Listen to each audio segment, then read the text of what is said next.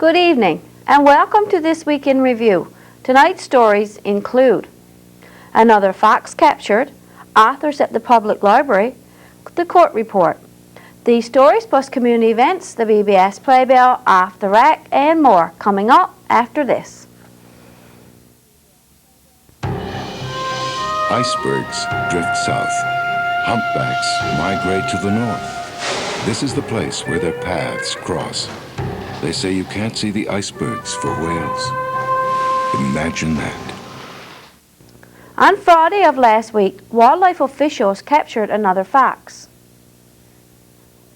After receiving a complaint from some of the residents in the Messers area about roaming foxes, wildlife set live traps to catch the animals.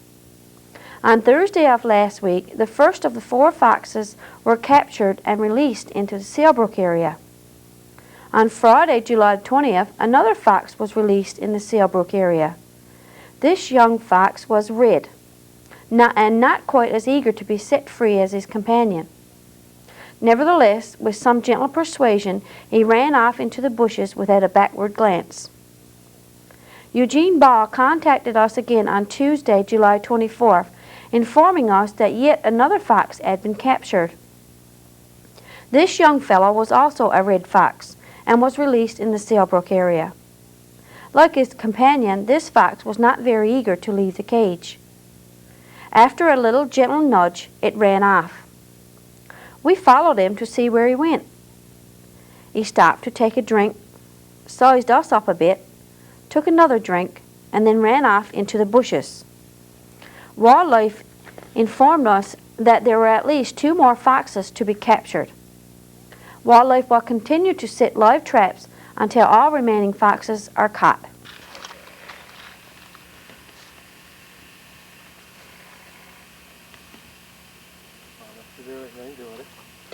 Not until it. On Friday of last week, 2 authors visited the Burgeo Public Library.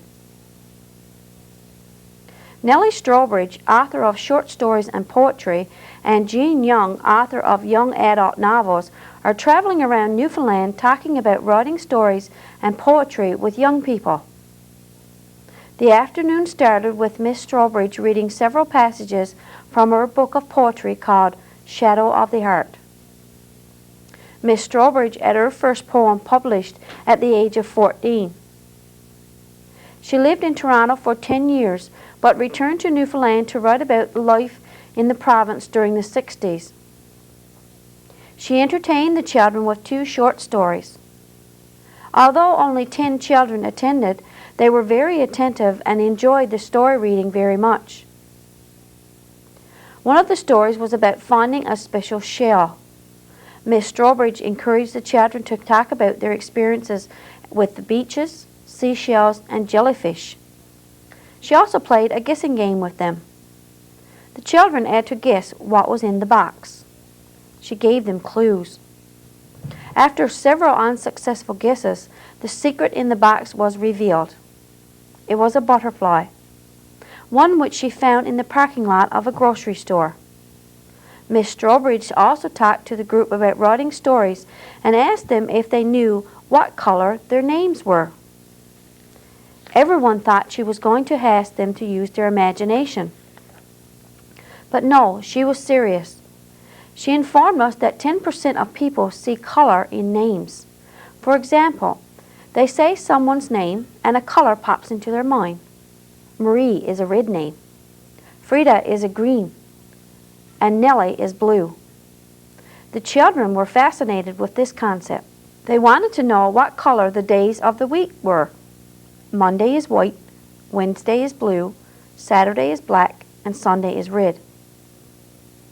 Jean Young is an author of young adult novels. Silver Quick Summer is her latest novel. She read some short poems that were written by teenagers. She also read a story about a lost pet. The children were eager to talk about and share their stories about their pets. Both authors encouraged the children to write stories using their imagination and to continue to read. The ladies will be traveling to Ramya for a presentation.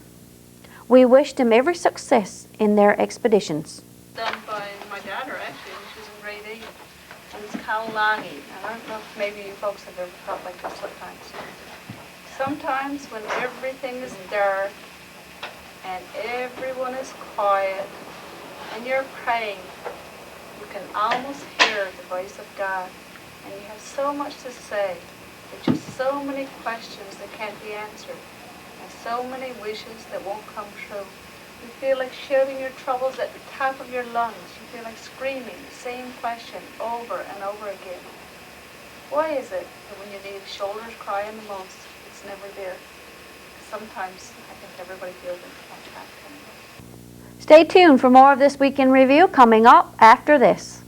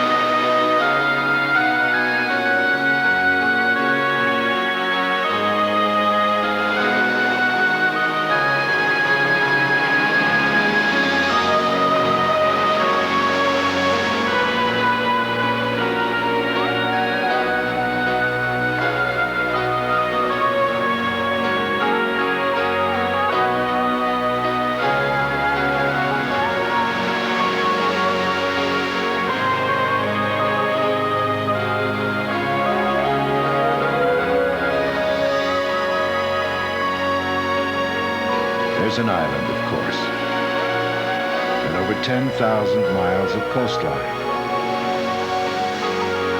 raised up in sunshine and storm. Thousands of islands, coves, guts, and bays, with a strange and startling beauty. It's a land that lives by the sea.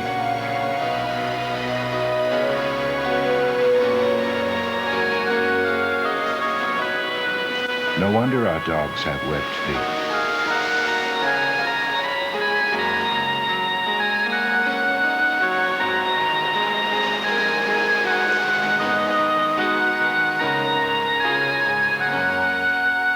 Constable John Power joins us now with the court report. Hi, it's the Constable Ron Caldwell with the Virgil RCMP doing the court report from Wednesday, July 18th. A male from Ramia pleaded not guilty to 2 charges of possessing a controlled drug or substance for the purposes of trafficking under the Controlled Drug and Substance Act. Trial has been set for November 21st in provincial court in Burgeo. A 15-year-old male from Burgeo entered a guilty plea to a charge of assault, Section 266 of the Criminal Code. He will be sentenced on September 26th in provincial court in Burgeo. A 15-year-old male from Burgeo entered a not guilty plea to a charge of sexual assault. Trial has been set for September 26th in provincial court. A male from Ramia entered a guilty plea to a charge of assault under Section 266 of the Criminal Code. He was given a suspended sentence and 1-year probation. A 21-year-old male from Burgeo entered a guilty plea to 4 charges. Charges were theft of a motor vehicle, refusing the breathalyzer, damage to property under $1,000, and criminal harassment. He was sentenced to 3 months in jail and placed on probation for 3 years. He is also prohibited from driving a motor vehicle for a period of 1 year. And that is the court report. On Tuesday of this week, we received another news media release from the Western Healthcare Cooperation. It states, the Western Healthcare Cooperation and the Newfoundland and Labrador Nurses Union have reached an agreement that will see an immediate end to standby for nurses at Western Memorial Regional Hospital and the O'Connell Centre in Cornerbrook. Nurses have agreed instead to schedule themselves for voluntary overtime. Jim Wolstenholme, CEO of the Cooperation, noted, "We are very relieved this issue has been addressed, and we offer our gratitude to the Nurses Union for their cooperation in reaching this solution. We have a great level of comfort that patient care, which is our main priority, has been protected. Nurses are glad that the standby is over, said the NLNU Provincial President Debbie Forward. The voluntary overtime agreement gives nurses a choice about when and if they work and provides them with a sense of control over their schedules and life outside the workplace. The voluntary overtime schedule will be in effect until August the 12th. Stay with us for Off the Rack, the community events, and the BBS Playbill, all after this. In a scene from prehistory, still fjords run deep, hemmed in by giant granite walls, carved by volcanoes, tectonic upheaval, 20 times as old as the Rockies. Our park. Imagine that. Off the Rack. This week, as we scanned our tape rack, we came across a tape of the LOBA Sand and Sea Festival pageant. Here are some of the female contestants demonstrating their line dancing talents. Let's look back to May the 26th, 1996.